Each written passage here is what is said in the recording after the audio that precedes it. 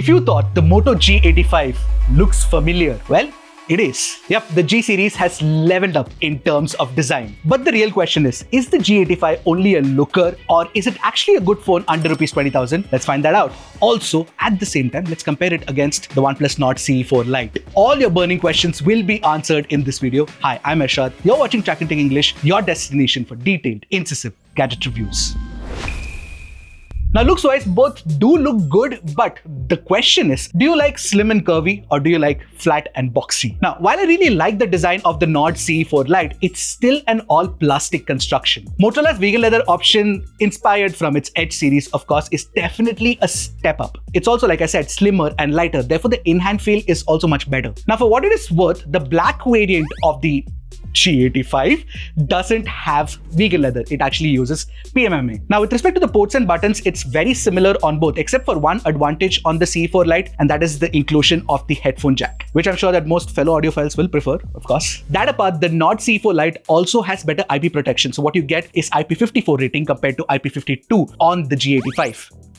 This keeps happening over and over again. But Motorola does have an advantage in terms of display protection. You get Corning Gorilla Glass 5, which is good because the Nord CE4 Lite doesn't have any glass protection. A branded one, of course. Overall, both these phones have their pros and cons in terms of design, build quality, and functionality. So you take a pick. Let me know which one you prefer. Now, display-wise, I'd say both are pretty good, especially for this price range, because both use AMOLED. Fundamentally, though, the display on the Nord CE4 Lite is a flat one, whereas Motorola has used a curved panel on the G85, which is, of course, imported from the Edge series. Now, you all already know this. I personally prefer flat displays, but the G85's curved display, of course, makes it feel more premium, look more premium, and that I know is what a lot of other people prefer. Another advantage on the G85 is that it uses an LTPS panel, so you can switch between 60 Hz, 90 Hz, or 120 Hz. On OnePlus, it's only a switch between 60 and 120. Now, talking about the color reproduction, Motorola has a wider 10-bit display compared to the 8-bit color gamut on the CE4 Lite. And when we check them side by side, Motorola's color accuracy was far better. Now, here's the thing. Both do not support HDR on YouTube or Netflix. Therefore, the peak brightness of 1600 nits on Motorola and 2100 nits on OnePlus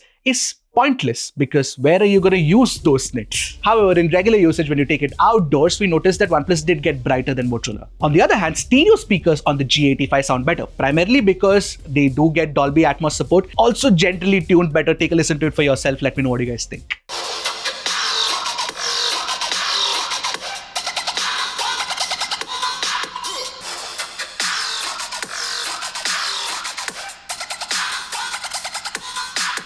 Also, you get support for spatial audio with Dolby's head tracking, which is also a good addition. Of course, on budget phones, you can't expect great haptics. They're pretty average on both. They're soft and mushy. Apart from that, since these are AMOLED panels, you also get an optical in-display fingerprint scanner. Both are pretty fast, nothing to complain about. Overall, when you look at it for multimedia, Motorola is better, primarily because of the better color accuracy and good speakers as well. Now, things get interesting when you start talking about the processor. Now, the Nord CE4 Lite, of course, comes with the age-old Snapdragon 695, whereas the G85 actually has the Snapdragon 6S Gen 3, which is like a slightly upgraded version of the 695. Now, to borrow a term from the world of PCs, Snapdragon 6S Gen 3 is Snapdragon 695 OC edition. Except for the small jump from 2.2 GHz to 2.3 GHz, we didn't notice any difference in architecture as such. Now, apart from the chip, you also do get LPDDR4X RAM type and UFS 2.2 on both the phones, but Motorola's higher variant does come with 12 GB storage option, which is definitely a good thing compared to 8 GB on the Nord. Now, both also do offer the option to provision some part of your storage as virtual memory. So you get 8 GB on OnePlus and 12 GB on Moto for that little extra headroom. Alright, those were the specs, but we did run some benchmarks, and in every single benchmark, Moto did beat OnePlus. Whether it is Antutu, Geekbench,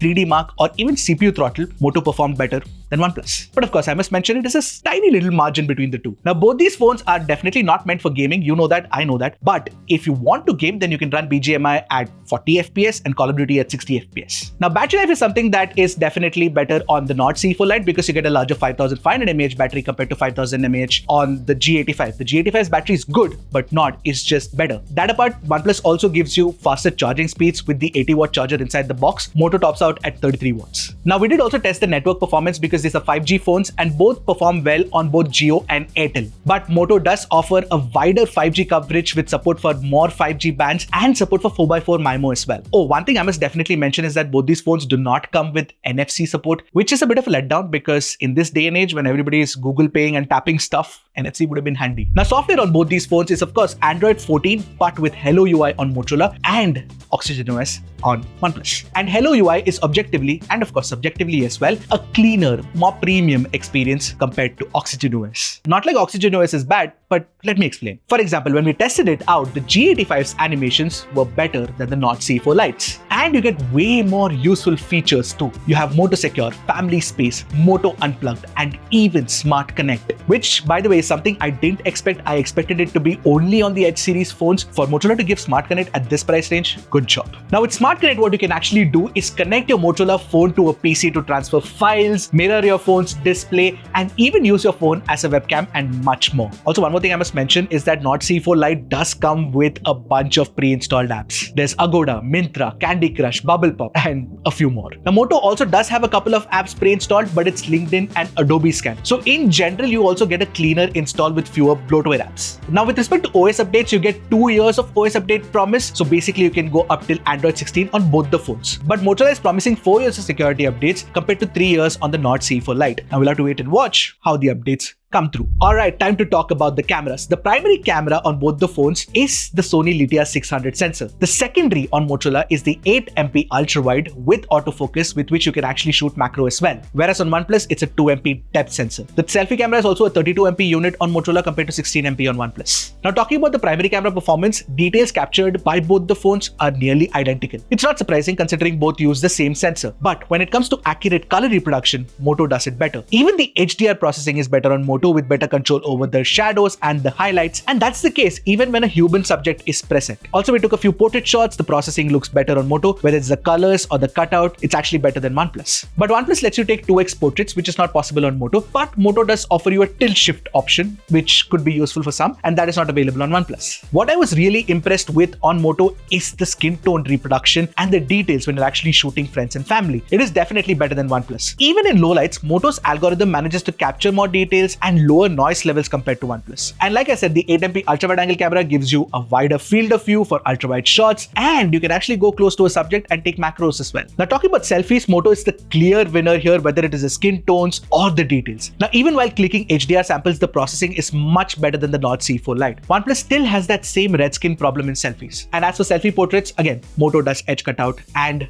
depth mapping better. Now when you talk about videos, the processor only enables 1080p video recording option on both the phones, so you get 1080p 30 FPS from OnePlus and Moto from the rear camera and the front camera. Right now we are testing the video recording quality of the G85 and the With respect to the quality captured, well, it's equally identical on both. There's nothing to tell the two apart, but selfie videos for some odd reason looked better on Motorola. Easily, if you're looking for a good camera phone under ₹20,000, then this is not it. This is the one that you should go for. Now to sum it up, the only real advantage that I saw with the Nord C4 Lite is its battery life. In every other parameter, whether it's the quality of the display, the stereo speakers quality, the performance, the software experience, the design, and even the cameras, they're better on Moto. And the best part is that it does all of this while being sensibly priced, at least in comparison with the Nord C4 Lite. So the 8GB variant of the phone is priced at 17,999 and the 12GB variant is priced at 19,999. Both have a ₹1,000 discount as well, so it brings it down to 16,999 and 18,999. If you're considering buying it, it's going on sale on 16 July. So overall, the G85 would be my pick over the Nord C4 Lite, but you all probably already predicted that even before the video started. What do you guys think of these two phones? Which one do you prefer? Let me know in the comments below. I'll see you guys in the next one. Until then, keep tracking and stay safe.